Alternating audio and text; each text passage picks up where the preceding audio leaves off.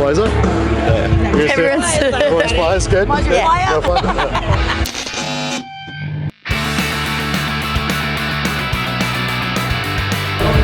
This is Nick with Smart Punk Live reporting from Riot Fest Chicago, and I'm here with Bad Cop, Bad Cop. Hello. Hi. I guess you've worked with Fat Mike. You were Sue? Yeah. Yeah? How amazing was that? I worked my butt off to get that part, and working closely with him has made all the difference in my career. So. Was it an audition process, or was it just no, hard? I had won him in a game of pool years before and said, if I win, you have to write a song I get to sing on with you. And I won. Yeah. And he was like, I think I might have something in this musical I'm doing. And then like 2 years later, he was like, I need you to come up here and sing a couple of these songs. And I sang a couple different parts. Wow. And then the Sue part was always in there as one of them. But then after like 3 times of going up and singing all the songs, he's like, you're Sue. Yeah. You are Sue. That's awesome. That's so cool. Sure. How much influence did he have when he was in the studio with you guys? Well, the cool thing about it is that we worked really fast with him. We flew up to San Francisco at 9 in the morning, met with him. Well, we met with him at 9, and then by 3 o'clock, we were done with the record. Like, we went through every song. We have our friend Davey Warsop is like our primary producer. Right. So like we worked out a lot of the kinks and stuff with him, and he does all the recording and engineering and kind of helps That's us. Hurley, right? Yeah, structure things, and then Mike said okay things or change this you know to a minor, or change this, like change the words in this song. Yeah. And then we put it all past him before we solidified it, and he was stoked. So yeah. That's awesome. Yeah. Was he a good sport about being beaten? Yeah. Yeah. Because he scratched on the 8 ball, and the way that he scratched on it is I whispered in his ear. I said, "Big, black, beautiful titties," and he scratched, and I won. Oh, there you go. I one time beat Roger Lima from Less Than Jake, yeah. in a game of chess, and he will never let it go. No. I used to have the biggest crush on that guy, and he doesn't know do. I live. He doesn't know I'm alive. It's the funniest thing. I wrote songs about him. Really? Yeah, I did. All right. So, as a fellow musician, I always wonder about the writing process behind songs. How do you guys form your songs? And is it different from any other band that you guys have been in before? I think it might be. We have a few different ways. Like, I feel like it's a it's a group effort. Someone always, like Stacey will bring in a song idea and be like, hey, I got an idea. Or Jenny will. Sometimes on the rare occasion I will, and we all work together to try to complete it, whether it's like with lyrics, with melodies, vocal harmonies, every part of it, helping Meyer create different drum parts. I think it's a really diplomatic way of creating, as opposed to like a lot of bands out there that it's usually just like one person focused on that. It's been an amazing year. 2016 has been one hell of a year. Sure, yeah. You guys have all of the wheels rolling, all of the momentum. Every time someone mentions Bad Cop, it's always something like, oh, they're doing this, they're doing that. They're like, oh God. No.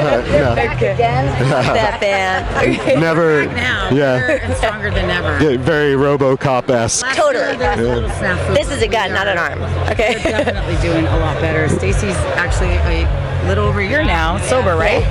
Oh, really? So, congrats to her. Yeah, congratulations. That's a killing it. Yeah, that's a major thing to deal with, especially with a band, because bands can take it one of two ways. They could either push you out or be the family that you need to get through it. They sent me. They made an ultimatum and said you need to get better, and with the label's help and with their help and my family, we did it. Congratulations. And it's been one heck of a year of self-discovery, man. But it's so much better, and everybody's just falling right in line of like positivity, and we're not trying to take each other out or be weird, and you know what I mean? Like bands could get weird, and we're trying to be like on some other shit. Bands are. I've always said to that. We were really, really close to that.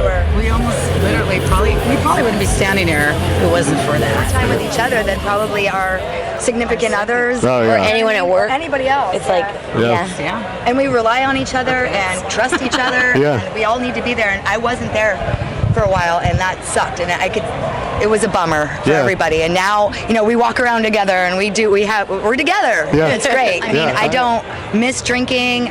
You know, it's the partying sometimes where you think it would just be so much easier to be around everybody and on the same level as them. Yeah. But I've noticed that being in my own space, excuse me, and being just happy and positive, other people that are like abusing themselves still know that I'm very vocal about it, and they come up to me and they're like, I want to be kind of near you. Yeah, exactly. Or, well, you know, just want to be around somebody that's fucking happy. Yeah. You know what I mean? Which is something I never was for so long, and now it's contagious. Yeah, for sure. That's good to hear. Totally. Everyone has angels and devils on their shoulders, right? So For sure. you just gotta listen to the right one. Absolutely. So you guys killed it yesterday. That set was amazing.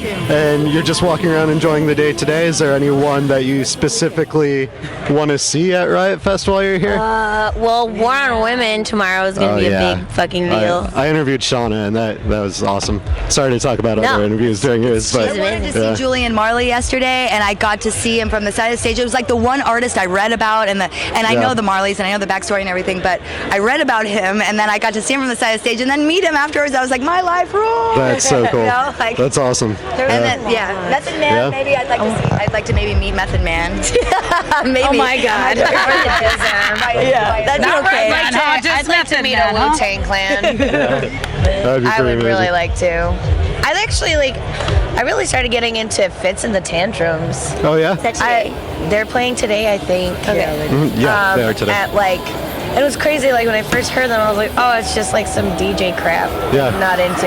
But I saw them like performances of them live, and I'm like, "Holy shit! It's a full band, and they're like not in their 20s and energetic and bring this energy, and I'd really like to see that live. If I can't, you know, because of other things, then it's totally fine. But it's just like one of those like new band discoveries that's kind of out of the realm that I'm used to. For sure. It's always good to open up your mind and see different things. And it's so cool that like artists that are older are being revered, you know, like people are digging it and not like, you know, not into it because people are older. Like us, we're 4 women. We're not like little girls. We're ruling and having so much fun doing it. Yeah, I think that ageism is something that's kind of changing very recently in punk. And kind of faster than everything else is changing that should be. Well, it's people like Fat Mike and like Descendants, like that are back together and hitting everything as hard as they can, and everyone's realizing, you're never too old to rock, am I right? and that those people that are older are still rocking harder than the 20-year-olds that get up there on stage. We have a big tour coming up. October, all of October and all of November. We're opening for the Interrupters. For who? The Interrupters. So that's. I should have interrupted you while you said that the second time. U.S. It's U.S. and Canada. Ah, cool. It's a long thing. It starts October 5th through right after Thanksgiving. Yeah. Sounds cold. Yeah, right? Cold, but really awesome. We don't even own clothes for this, but we don't. Yeah. Finish that tour and then come back home and record tour? Yeah, that's exactly the plan. All right. So we're all looking forward for that. We can't help but be into you guys. So no need to thank us. Thank you guys for all talking to us. I really enjoyed it. Thanks for inviting us. Yeah, get into it. Right, this weekend. I really appreciate it. Cheers.